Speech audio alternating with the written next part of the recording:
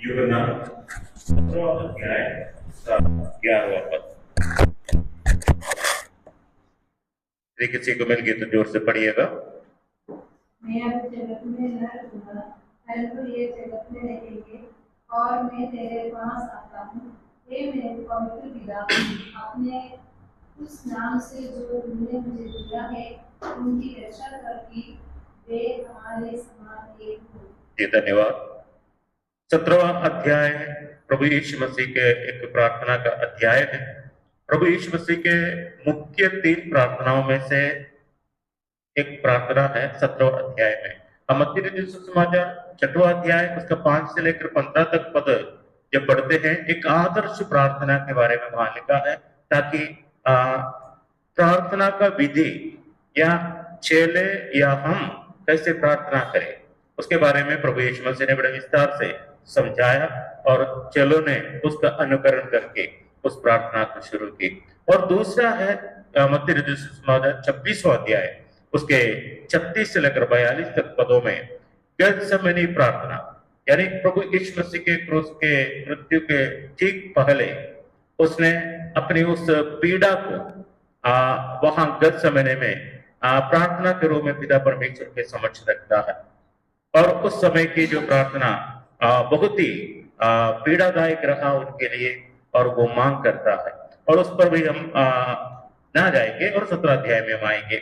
और ये एक महायाजकीय प्रार्थना के नाम से जाना जाता है, यानी पुराने नियम में महायाजक लोग अपने इस्राएलियों के लिए परमेश्वर के समक्ष जिस रूप में प्रार्थना करते, ठीक उसी रूप में प्रभु यीशु मसीह अपने विश्वासियों के लिए, कलीसिया की स्थापना नहीं हुई लेकिन उससे पहले उन विश्वासी जो लोग उस पर विश्वास करने वाले हैं, जो कर चुके हैं और आने वाले दिनों में वो करेंगे, उन समस्त जनों के लिए वो प्रार्थना करता है। और इसके संबंध में हम इब्रानियों की पत्र 9वां अध्याय में विस्तार से देख सकेंगे। लेकिन उनकी प्रार्थना क्या रहा विश्वासियों के लिए, वो हमारे लिए एक प्रेरणादायक बात है, क्योंकि हम अपने प्रार्थना में जब सामूहिक या सार्वजनिक प्रार्थना जब करते हैं कलीसिया के तौर पर, तब ये हमारे लिए बहुत ही महत्वपूर्ण बात है। इन विषयों को लेकर जिस रूप में प्रभु यीशु मसीह पिता परमेश्वर के समक्ष प्रार्थना की, ठीक उसी प्रकार हमें भी इस वचन प्रेरित करता है। हम भी अपने सभा के लिए या समूह के लिए या कलीसिया के लिए किस रूप में प्रार्थना करें। यहाँ हम 5 विषयों के लिए प्रभु यीशु मसीह इस महायाजकीय प्रार्थना में विषय को रखता है। 5 विषय है यहाँ। उसका पहला विषय हमने 11वां पद में अभी पढ़कर सुना और उस पर हम ना जाएंगे। वो कहता है उनकी रक्षा कर, यानी हे पिता, जो लोगों को तूने मुझे दिया है और उनकी रक्षा तू कर, यानी विश्वासियों की रक्षा। वो इस जगत में जब रहेंगे, मैं अब ना रहूंगा क्योंकि मेरा वक्त आ गया, मुझे जाना ही है, तो आप या विश्वासी इस जगत में रहेंगे, उनकी रक्षा तो कर। अब हमारा भी विषय यही है, हम सब इस संसार में है, शैतान हमारे ऊपर प्रबल ना होने पाए उसके लिए उनके हर आक्रमण के सामने, उनके हर चाल के सामने हम प्रार्थना के साथ आगे बढ़े। हमारी रक्षा हमारे विश्वासियों की, हमारे संगति में रहने वाले हर एक जनों की रक्षा परमेश्वर करे। और ये हमारे लिए उत्तम उदाहरण उन्होंने दे गया अपने विश्वासियों की रक्षा कर।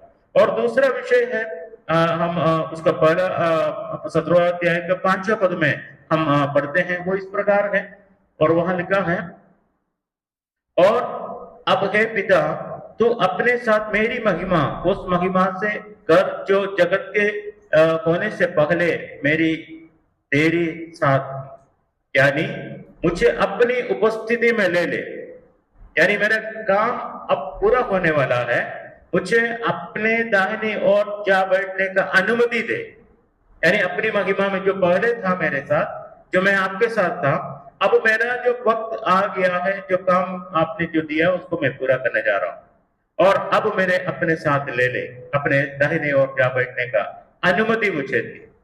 यानी ये एक प्रार्थना ऐसा है, हम परमेश्वर के समीप जाने की है। ये बहुत लालसा रखते हुए प्रभु यीशु मसीह इस प्रार्थना को करते हैं, और हम भी इस रूप में परमेश्वर के उपस्थिति में रहने के लिए, या हम उत्पत्ति की पुस्तक 17वां अध्याय का पहला पद में पढ़ते हैं, अब्राहम परमेश्वर की उपस्थिति में चलने के लिए यहोवा परमेश्वर कहता है, क्योंकि उसके पीछे अध्याय में जब हम जाएंगे 13 वर्ष तक परमेश्वर उससे दूर रहा। परमेश्वर का साथ जो संबंध होता था वो खराब हो चुका था, क्योंकि उसने उसके चाल में कुछ जो दुविधा पड़ा, तो परमेश्वर की बातें बंद कर लिया। लेकिन आगे परमेश्वर उनको आदेश देता है, तो अब मेरी उपस्थिति में चल, तो दूर ना जा। और यहाँ प्रभु यीशु मसीह कहते हैं, मुझे अपने महिमा में ले ले, या अपने दाहिनी ओर जा बैठने का अनुमति मुझे दे। हम भी प्रार्थना करें, हे प्रभु मुझे अपनी उपस्थिति में ले चल। और तीसरी बात है, हम 17 पद में हम पढ़ते हैं। हाँ जी, सत्य के द्वारा उन्हें पवित्र कर, यानी विश्वासी बनों को तो अपने सत्य के द्वारा, या सत्य वचन है। इस जगत में वो सदैव सत्य के द्वारा पवित्र किया जाए। प्रतिदिन का जो जीवन है हमारा, इस संसार में हम कई प्रकार की जो बुराइयों और पाप और अपराधों के बीच में रहते हैं, उसमें उलझ ना पाए, और उसमें हम हमारे जो पवित्रता नष्ट